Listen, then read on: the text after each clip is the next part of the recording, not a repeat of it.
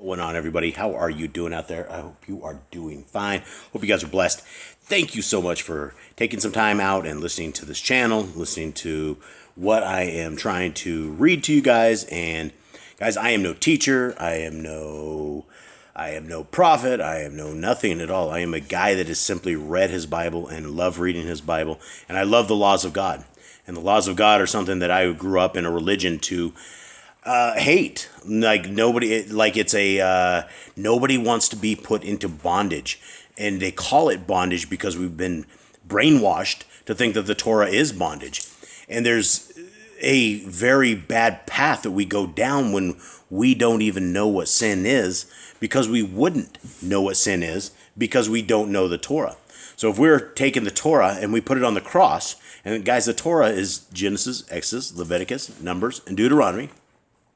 So if we're taking the Torah and we're putting this on the cross, then it is something that is very dangerous. And our Messiah in Matthew 7 here talks about this. And I go over this verse a lot because it's very, very important, because the words are not mixed, right? There is nothing mixed about it. He clearly tells us in several places that most people will not make the kingdom.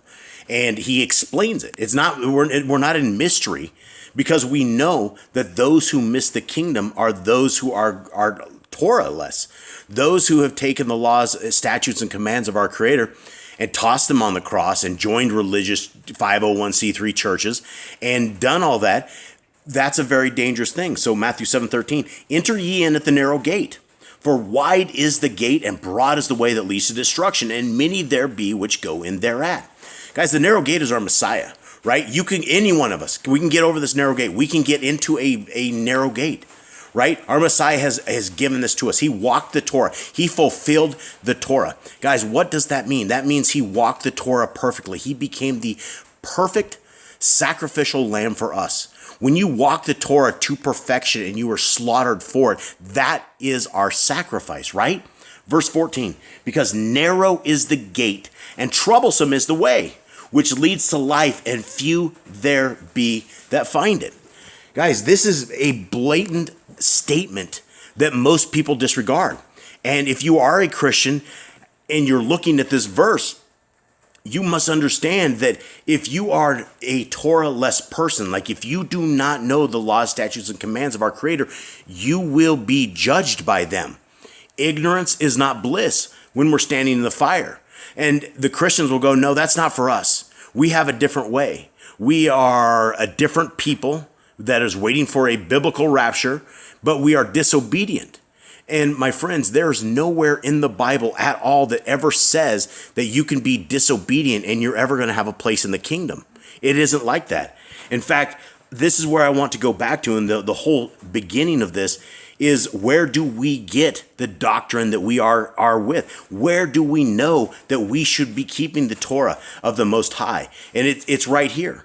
It's right here when they are coming out of bondage.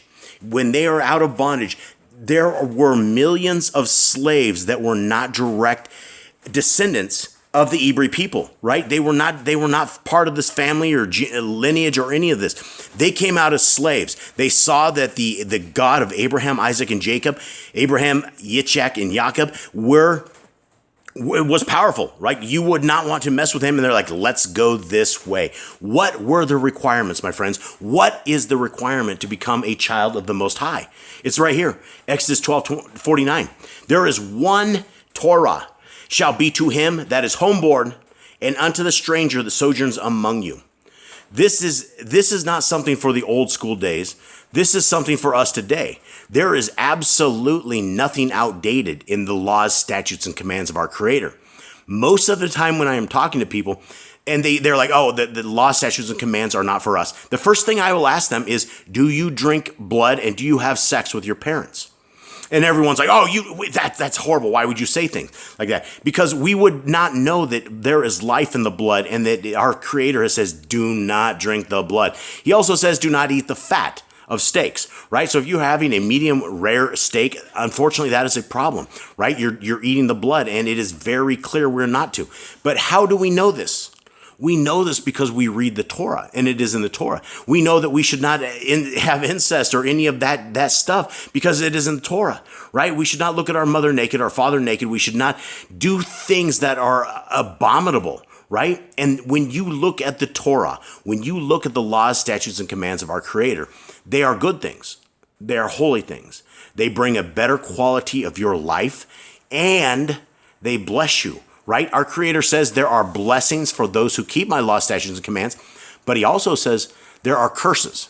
There are curses if you do not follow them, and they are generational curses. Not only do you curse yourself, but you curse your family lines, right? You fall upon the curses of those who hate our Creator for many generations. Like we could currently be in our curse because our parents hated our Creator or their grandparents or something of the sort, right? It is a generational curse. We are to love our Creator with all our heart, with all our mind, and with all our soul. And then we are supposed to love our neighbor as ourselves. And if you believe that you are able to take the laws, statutes, and commands and put them in the trash, and the Christians will go, no, they're not in the trash. We follow the 10 commandments. Yeah, but what about the other 600? What about the rest of them? There's a ton of commands in there. We're not supposed to be packing around dead corpses, right? We're not supposed to allow adultery to continue on. We're not supposed to let evil in the land. We are not supposed to let our kids get offered into the fire of Moloch, right? You guys understand abortion tables are essentially the Moloch fire, right? We are not supposed to let our kids go to Moloch, and yet we have how many abortions every day in the United States of America? How many abortions worldwide? It is sick. It is sick what we are doing, guys, and we need to be a set-apart, peculiar people. If you do not sound different than what the world is, you are not different. If you are not a peculiar person, if you don't look different, if you're not wearing tzitzit, you're not a peculiar person, right? Why do you think our Creator said in Numbers that he wants us to wear tzitzits? Was it just so we could look weird when we go out in public? Because the Jews do it. They wear tzitzits all the time, but they drag them to the ground, and and they don't even use the right colors, right? Tzitzits are a set apart color. Guys, I don't know what else to say. That I love the law, statutes, and commands of our Creator. I have no problem following them. If this makes me a slave to a system, I am happy to be a slave to the better system. Because I see what the world has right now, and I see the system that the world is trying to force upon us, and I don't see a future in it. I don't see anything, and the only hope that I see, that I feel right now, is the kingdom to come. It's not, what's coming for us is sick. What our ending is going to be probably hungry. We're going to be sick. It's not going to be a great ending for any of us, I don't believe. And again, I'm just a guy saying it. I'm reading the weather as it sits and seeing what they're doing across the world. It's sick. This is the time that we must call out to our Creator. We must call upon the name of His Son, Yahushua HaMashiach. I've said it over and over, guys. There's no J's in Hebrew. His name was not Jesus. His name was Yahushua.